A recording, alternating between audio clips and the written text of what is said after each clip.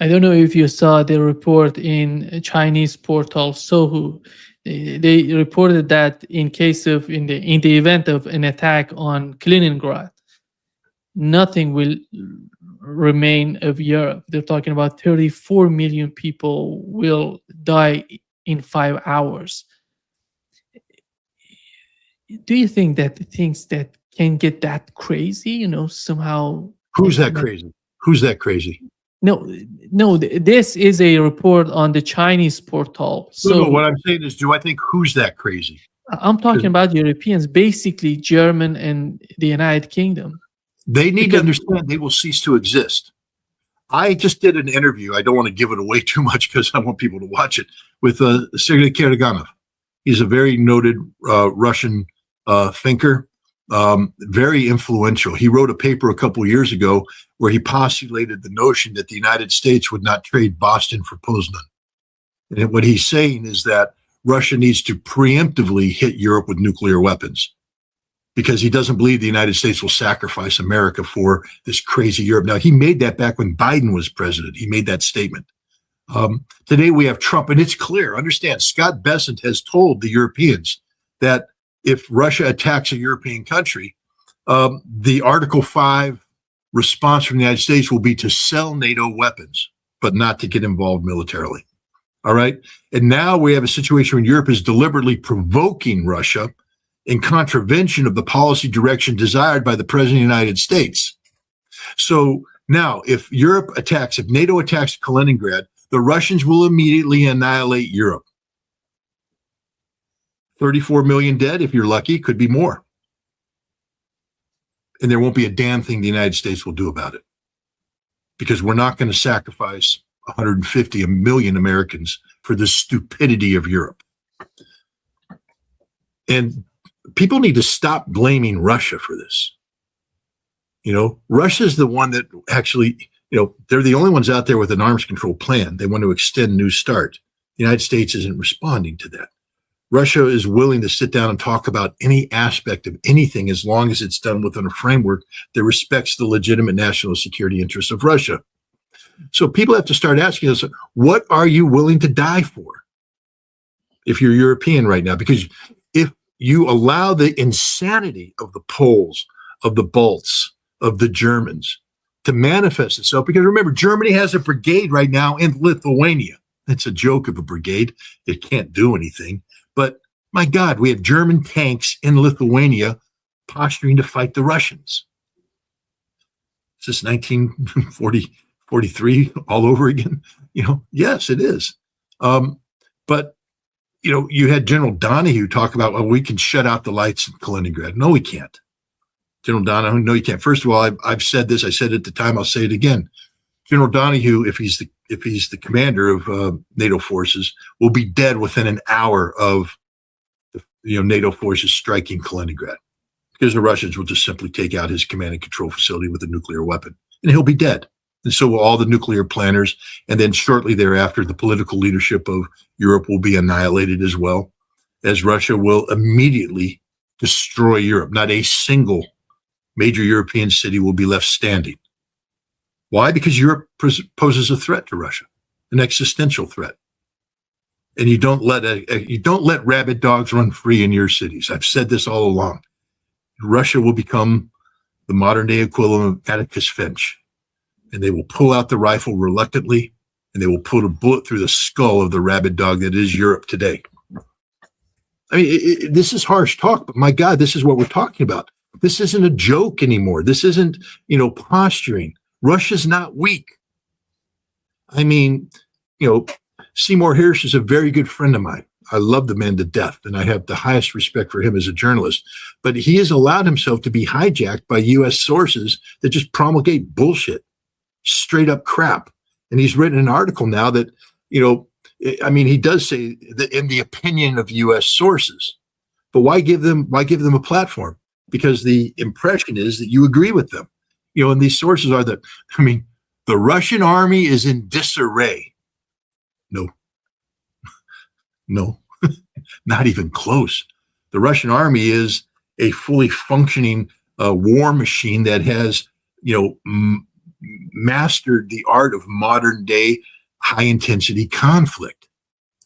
I mean, can you point to, a problem here, a problem there? Of course you can. When you have 710,000 soldiers on the line carrying out, intensive combat, there will be people who don't perform well. There will be people who decide they don't want to be there. There will be this, that, and the other thing. But hell, that happens everywhere. I mean, do we judge the United States military because in 1944 we had American soldiers drop their weapons and desert the battlefield? Does that show that there is a systemic problem in the American military, or is the American military one of the finest fighting forces ever, formed at that time, and went on to, defeat Nazi Germany on the Western Front? The Russians right now are pretty damn good at what they do. They're very good at what they do. A military in disarray. What about the Rubicon Center? This is the drone warfare unit that the Ministry of Defense has created, an elite force that even the Ukrainians are like, we can't touch these guys. They're created to kill Ukrainian drone operators. When Rubicon shows up, the Ukrainians know they're about to die, because that's what happens. The supremacy of drone warfare. This is what, Pete Hegseth and, Army Secretary Driscoll, say they want the Americans to be, but the Americans aren't even anywhere close to this. We can't even touch what the Russians are doing right now. Then the Russians have consolidated a drone fighting force into an unmanned, vehicle group. It's a new service. The Ukrainians did it. Ukrainians are pretty damn good too. I mean, in some cases, they're probably better in certain tactical applications, but the Russians have caught up and surpassed them, and strategically, the Russians are dominating this. A military in disarray doesn't do that. The Russians have the ability, they're the quickest turnaround in terms of learning the lessons of war. The Russians are rotating their troops out of the front line on a regular basis. That means that the troops are well rested, and when they rotate out, in addition to resting, and re-equipping, they get retrained based upon the most recent doctrinal lessons that are gathered from the battlefield, taken to the Russian general staff academies and their other fighting academies, where they train, they come up with doctrine, they update it, bring it back down to the training centers. So you could have done an assault on Pokrovsk, captured the town. The lessons that you learned from that battle are taken up to the General Staff Academy while you're rotated out to get rest and re-equipped. And before you come back in, there will be a training academy that trains you on adapting the lessons that you learned. And then you go back in and you fight. Nobody in the world can do that. That's not a military in disarray. That's a military that knows what the hell they're doing. And they're pretty damn good. They're not exhausted. Would they like the war to end? Who wouldn't want the war to end? Everybody wants this war to end. But the Russians will not accept the war ending without victory. And victory is defined by, the Russian leadership, who has the full support of the Russian people. Is the Russian economy suffering? Did you watch Vladimir Putin's, 3+ hour question and answer this morning? How many of those questions were about the economy? A whole bunch of them. And was this an economy that's thriving, or are people calling up saying, hey, there's problems here? There's a taxation burden. There's shortages of fish. You're going through it. Is the Russian government hiding any of this? No. They actually created a forum for the entire world to watch, where Russia's economic problems are put out there, where they discussed everything, to include the Russian central bank and the role that it plays in handling inflation. And Vladimir Putin is sitting here saying, we have problems. We're adjusting to this. We have to make adjustments here. We have to do that. That's a deficiency here. We're working on this here. He's not trying to fake people out. But what you're seeing is a nation that is functioning at every level. Functioning. There are problems. Who wouldn't have problems? 20 tranches of sanctions put on Russia from Europe, the seizure of $240 billion of their national assets, the United States sanctioning energy, disrupting, how they derive income. Who wouldn't have issues? But Russia, I've been there, and I'd recommend you go there too, and not talk to people in Washington, D.C. who have never been there. It's not a failing society. It's a thriving society. They have some issues, but they are thriving because these are Russian patriots. There is no seething undermass of, disenchanted Russians praying for the demise of Putin. Gilbert Doctorow just, he's just wrong, fundamentally wrong on this. And there's no one that shares his opinion except these U.S. officials who are so disconnected from reality, it's not even funny. But no, Russia's not in disarray. The military is not in disarray. The economy is functioning. As Vladimir Putin said, people like to point out, certain statistics about inflation rates, but inflation's dropping. I love one. There was an article that just recently came out about the life expectancy of the average Russian male is 68. That's not good. Could be better. It was 57 in 1998. 57. And now it's 68 while Russia's in a war where they're losing some men. 68. How did you go from 57 to 68? That means a lot of really good things are happening in Russia. Good things that are making life, that's reversing a trend. You don't reverse, life expectancy overnight. It takes time to change the societal ills that created this to begin with. Vladimir Putin has done that. And Russia today is a nation on the right trajectory. Mortgage rates, they're talking, 20% for mortgage rates. Yeah, gosh, I remember in 1980, 81, American mortgage rates were close to 20% as well. Was our society about to collapse? No, economic trouble. But they don't mention that most of the people that need to buy homes right now get the preferential 6% mortgage rate. So yeah, there's a high mortgage rate out there. But for the people that really need the houses, they get 6% mortgage rates. So again, people just don't know Russia. They don't understand the Russian economy. They don't understand the Russian reality. They cherry pick data. I love the one, a certain percentage of Russians don't have, functioning, plumbing. Yeah, because they live in the freaking far north. You know what happens to plumbing in the far north? Outdoor plumbing? It freezes. Pipes blow up. So that's why they don't have the things they've adjusted to that. It's Russian reality, guys. But you go to Moscow, everybody's got a flushing toilet. It's a modern place. You go to any modern Russian city, I've been there. Gilbert, I don't know. I guess he goes to St. Petersburg, Moscow, but maybe Gilbert should get out to the real Russia and see it before he opens his mouth. And maybe U.S. officials should do the same. Get the U.S. embassy people to leave their embassy building in Moscow and travel around Russia and get a true survey of the reality of Russia. Because the reality of Russia is far different than what's being portrayed in the Western media, what's being portrayed by Seymour Hersh, who parrots, U.S. sources who don't know anything about Russia. The Russian, Vladimir Putin, the idea, I love this one.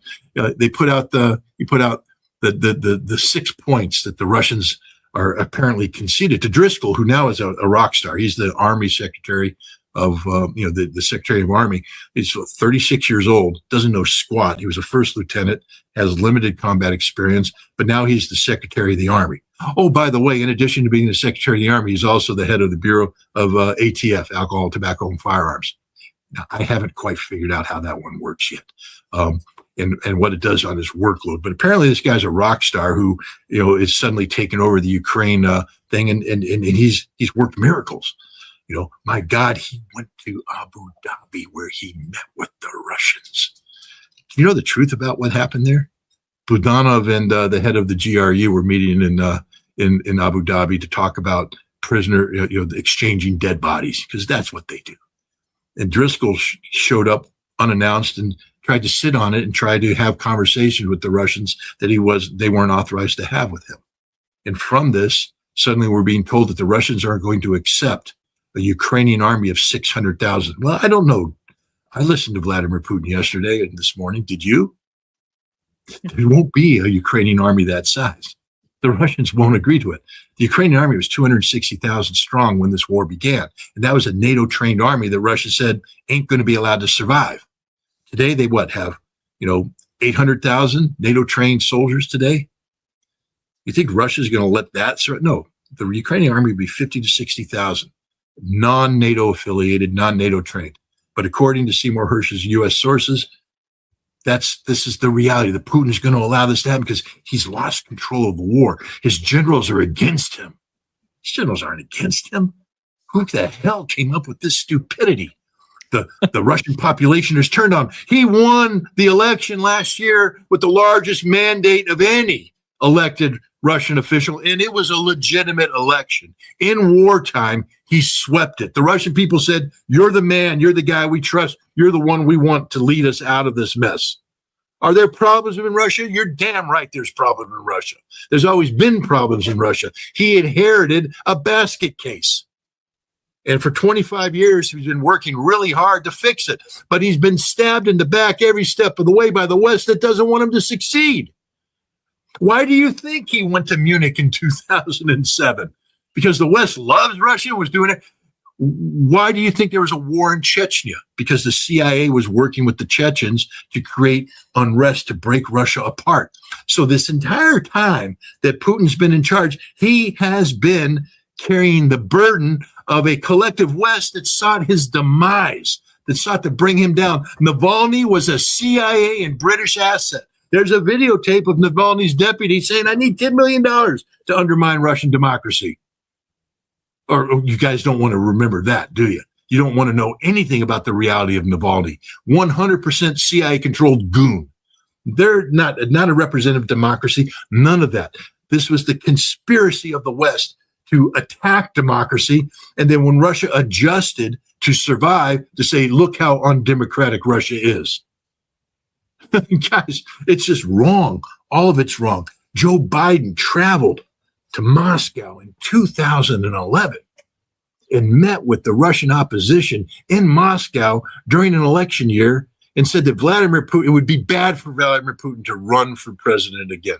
Could you imagine Dmitry Medvedev coming to the United States and saying, no, it would be really bad for J.D. Vance to run for president 2028.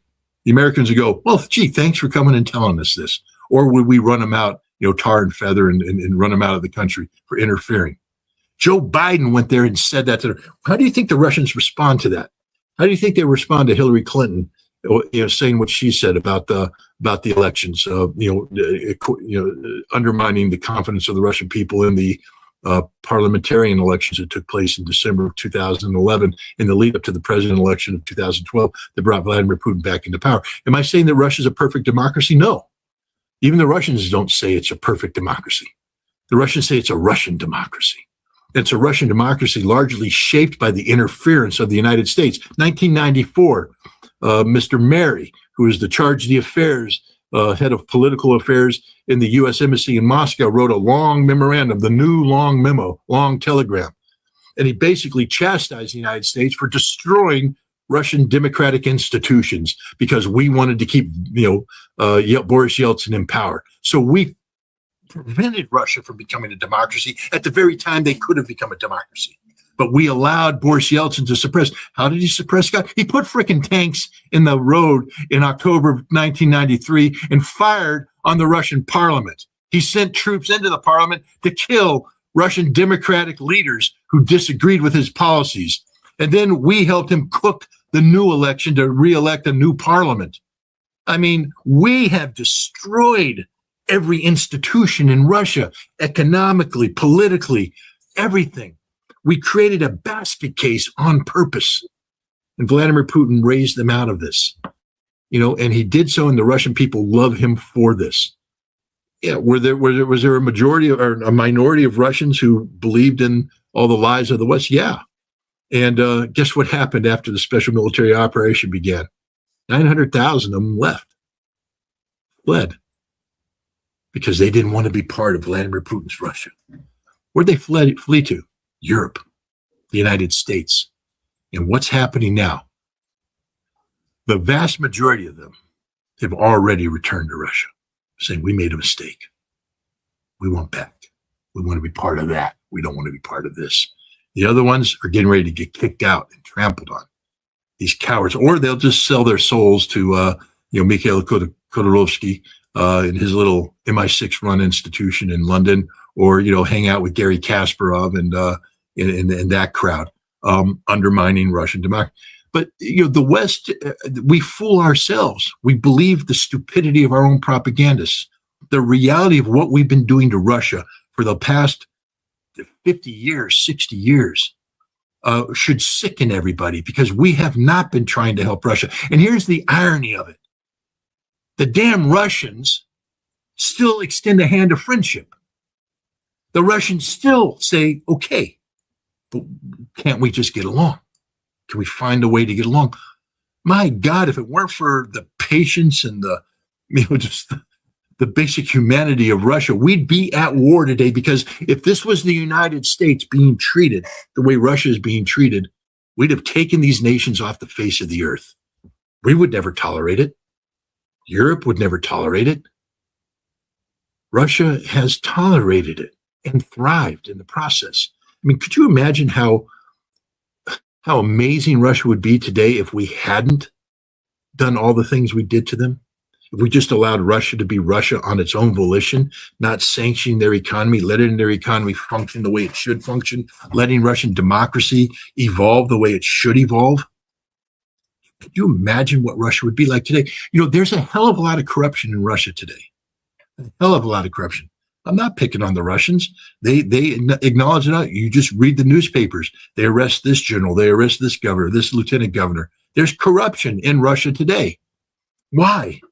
Because Russia was an inherently corrupt state because of what we did to it in the 1990s.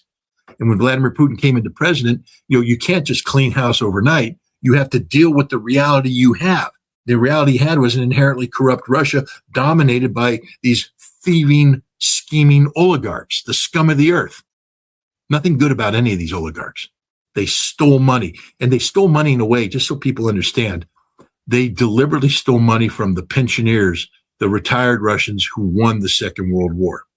There's a great untold story. When I say great, I mean great in terms of the size of it, not in terms of, how good it is. It's a horrible story about what happened to hundreds of thousands, if not millions, of these pensioners, the men and women who saved Russia, who saved the Soviet Union through their sacrifice, the people who fought on the front lines, the women who labored in the factories to produce the weapons that were used by the soldiers who sacrificed their lives on the battlefield.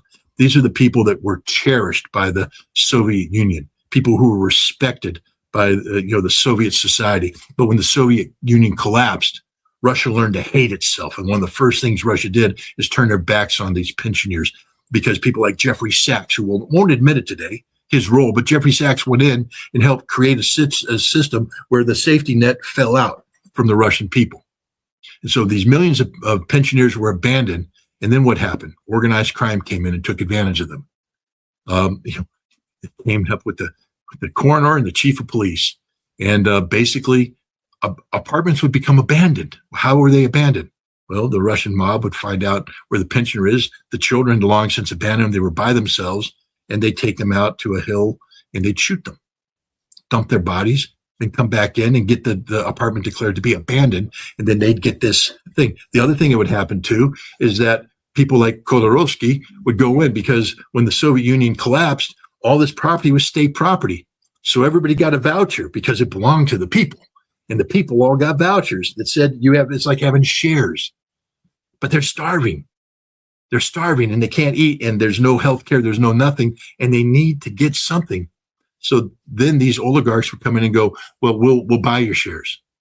Here, we'll give you enough rubles to buy some bread right now. When you're starving and you're looking at a piece of paper and you don't realize that eventually this paper will be worth something. But right now you have a piece of paper and you're starving to death. You say, here's my paper. Give me some food. Now, next month, they're still hungry. Now, they no longer have their paper and nobody's taking care of them. So they take them out and they shoot them. All right. This is what the oligarchs did. They are responsible for the murders of millions of Russians. Millions of Russians. They're despicable human beings. But they ran the Russian economy and they couldn't be ignored. So Vladimir Putin had to deal with them. He had to work with them. He had to control them. He had to bring them under control. He had to get them to reinvest. And it was a constant struggle. In fact, the Russians were still stealing billions of dollars or rubles from the Russian economy up until the special military operation, when one of the greatest things the West did was sanction oligarchs. And Putin went, good. And now you've lost all that money you took out of Russia. Oh, I'm so sorry. You can talk to the Europeans about that. We're not coming to your defense. But if you want to continue to work in Russia now, the rules have changed. You don't take any money out of Russia. Everything gets reinvested back into Russia, and it's all done legally. And so they're starting to clean up the corruption.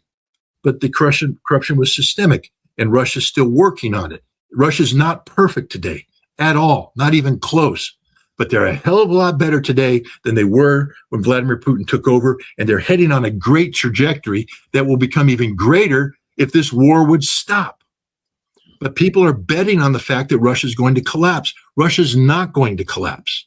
The society is 100% behind the leadership, which is 100% committed to ensuring the safety and stability of Russia going forward. But this requires Europe to stop treating Russia as this resource that can be broken up. It requires the United States to stop viewing Russia as an enemy and start viewing Russia as a force of stability, which the United States is now doing. Europe is opposed to that. But people need to deal with the Russian reality. And the best way to deal with the Russian reality is go to Russia. Go to Russia. It's not hard. I can do it, and my government doesn't want me to do it. You can go to Russia. And once you get into Russia, they will treat you well. They will treat you fairly. They will not be running you through Potemkin villages. They will let you go to almost any place you want to go. You can't go to secret military facilities. Don't try. They will arrest you and put you in jail. But if you want to go to Novosibirsk, go to Novosibirsk. If you want to go to Yekaterinburg, go to Yekaterinburg. If you want to go to Omsk, go to Omsk. If you want to go out to Yakutia, go to Yakutia. Go to Vladivostok. Go to Sakhalin. Go to Kamchatka. Go to Altai. Go see Russia. Meet the Russian people. Listen to the Russian people. Hear what they have to say. See what they have to show you. And you'll know the Russian reality. Don't be a Gilbert Doctorow and hang out with a bunch of 80-year-olds in a cafe somewhere who are going to reminisce about the glories of past times. Don't do that. Go hang out with the real Russian people. Go to the local market, the one where you don't go to the 5-star hotels, although if you have the money, why not? But go to the 3-star hotels. And when you leave the 3-star hotels, walk across the street, go down two blocks, and you'll see the grocery store. And go down in the grocery store and hang out with the people. I did that every night I was in Russia this last time. I just hung out and talked to the shop owner. And I looked at the people coming in. These are people off the streets. These aren't the elites. These aren't the rich people. And I would just have conversations with them. How you doing? How are things going? Hey, want to talk about the price of coffee? Because that was one of Gilbert Doctorow's pet peeves. So I said, hey, let's just talk about coffee, the price of coffee. What have you seen on prices? And they'll have an honest conversation with you. They'll say, oh, we're making more money now, but it's costing more. And that indirectly supports the idea of an overheated, economy that Vladimir Putin's struggling to bring under control right now. But of course it's overheated when you elevate defense industry levels to where they are right now, and you inject money in. You have to acquire, talented people. You have to pay them more. So you're injecting a lot more cash into the economy. But there, as Vladimir Putin again said, I wish people would listen to this guy. He says we live in a market economy. It's about supply and demand. We can't manipulate the market because that's actually bad for the market. We can try and bring prices under control by creating stable conditions for the market. But if we come in and start, controlling prices here, we start disrupting the natural flow of the market economy. This is the reality. The market will correct itself. Sometimes it's a painful period of correction, but it will correct itself. This is the reality of Russia. I saw it firsthand. And I would advise people to do it. And you say, well, why? Because if you don't, especially if you're European, you could be dead soon. Because there's idiots in Europe right now talking about attacking Kaliningrad as a way of getting back to the Russians. The Russians will take you off the map.